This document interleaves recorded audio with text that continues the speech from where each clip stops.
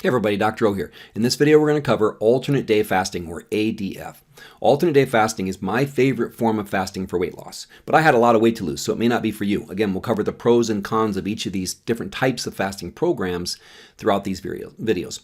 I credit a ton of my weight loss success to alternate day fasting. Now, I did start exercising and sleeping and managing my stress, and I changed my diet. I did lots and lots of things.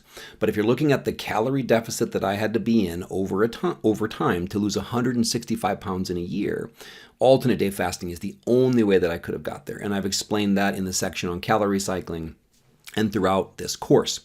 Research shows that alternate day fasting has been proven to be a good weight loss strategy. And number two, research has also shown that if you add exercise to alternate day fasting, you can actually make it twice as effective. So exercise is not necessary, but it will accelerate your fat loss efforts. All right, so the first thing I want to talk about with alternate day fasting is it's not a 24-hour fast. If you think, well, I eat one day and I don't eat the next, does that mean I went 24 hours without eating? No, you actually go 36 hours without eating because you're sleeping twice. So you see here that Monday you eat, and then Monday night you have supper. Let's say supper ends at 7 o'clock. And then you start your fast then. So you sleep, you wake up Tuesday, you don't eat, you go to sleep Tuesday night, and then you wake up Wednesday morning at, let's say, 7 in the morning to eat. So that is a 36-hour fast. So alternate day fasting is really you're cycling between 36-hour windows where you're fasting and then 12-hour windows where you're eating.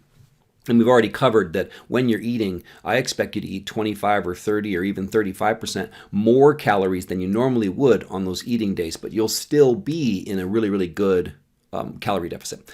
So that's one of the reasons I love alternate day fasting is during that 36-hour window, you're sleeping twice, and fasting, the best time to fast is when you're asleep because you're not thinking about it. So you'll see here though, with alternate day fasting, and I kind of looked at this as a con, and I'll explain how I modified it for myself, is you're basically fasting 3.5 days a week because there's an odd number of days in a week. So in the first week here, you're fasting on Tuesday, Thursday, and Saturday. The second week, you're fasting Monday, Wednesday, Friday, Sunday. So, and then again, that's perfectly fine, but I will show you how I modified it because I like to be on a schedule where I know what's happening on Monday and I know what's happening on Tuesday. So as much as I love alternate day fasting, I found ways to modify it for myself, and you should too. So first of all, what does the science say?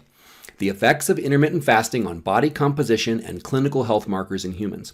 These were fasting trials. They were up to 24 weeks long. This was effective at reducing body weight and body fat, lowered cholesterol, lower triglycerides, lower blood sugar, lower insulin, all positive things. And this study was on people that were obese, but also people that were overweight and people that were normal weight. The more fat you have to lose, the more effective this will be. Another study, alternate day fasting improves physiological and molecular markers of aging in healthy, non-obese humans. In this study, they found that participants consumed 35% fewer calories. So not 50% because they were eating more on their eating days, and that's perfectly fine. But a 35% reduction in calories will lead to rapid and effective weight loss. And during this study, the average person lost 7.7 pounds. So they were doing 36 hours of fasting, and then here's the key, 12 hours of unlimited eating over a 4-week period. So they lost almost 2 pounds a week, and during their 12-hour windows, they weren't limited at all in what they were eating. So fast, eat, fast. Repeat. Another study, the effects of alternate day fasting on weight loss, weight maintenance, and cardioprotection among metabolically healthy obese adults, a randomized clinical trial. So first of all, what's a metabolically healthy obese person?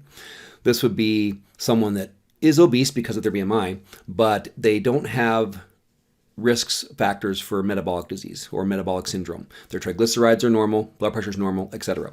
But this study found same thing. Not only is it really good at helping you lose weight, but it can be a really effective weight maintenance tool. And we'll talk about that a little bit more. Okay, so what are the pros of alternate day fasting? To me, this is the best approach if you have more than 40 pounds to lose, right? If you have 50, 75, 100 pounds to lose, there's really no risk in fasting for 36 hours once you get used to it. So the more fat you have to lose, the more aggressive you can be. And this is the most aggressive of any of the fasting protocols that I'm going to share. But remember, the more aggressive your weight loss, the more you need to monitor signs that you're losing lean tissue because you're losing weight so quickly. And the more often you should take breaks. You should take what I like to call weight maintenance breaks. And I'll teach you later about how we take periods of time where we settle in at a new weight, we learn how to maintain our weight, and then we can get back into aggressive dieting.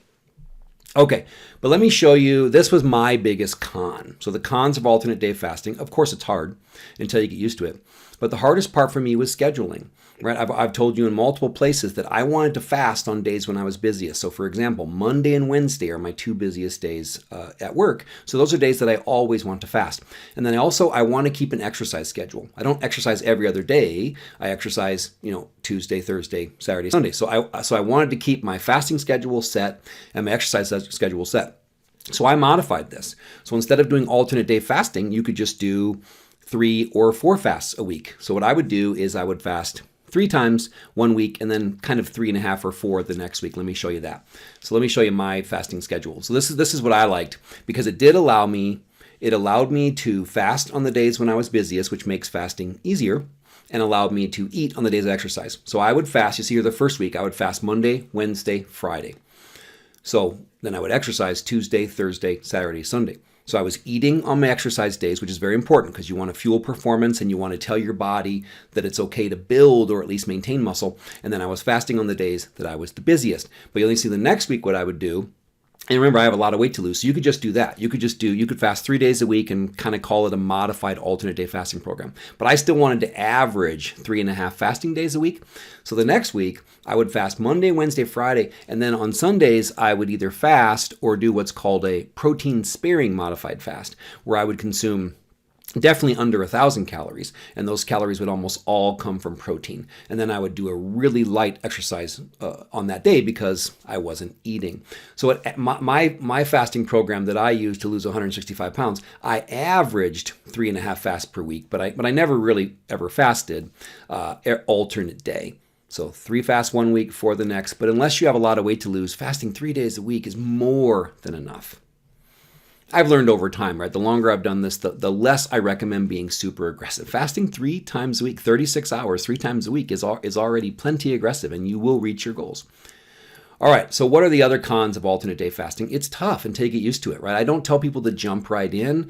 Follow all the advice that I'm giving you in this program to the letter. If you're new to intermittent fasting, then ease into it. Maybe start with a modified alternate day fasting program like I'm going to be showing you in the next video. Maybe start with time-restricted feeding and slowly work your way to alternate day fasting. These are all things you can do. And then I'll have a troubleshooting section later, but be sure to follow my advice on hydration and getting your electrolytes. Because if you are going 36 hours without eating, most of the side effects of alternate day fasting do come from not staying hydrated and not getting your electrolytes. We'll cover that in the troubleshooting section. All right, so this is alternate day fasting, the pros, the cons, how you can use it, how I use it. I hope this helps. Have a wonderful day. Be blessed.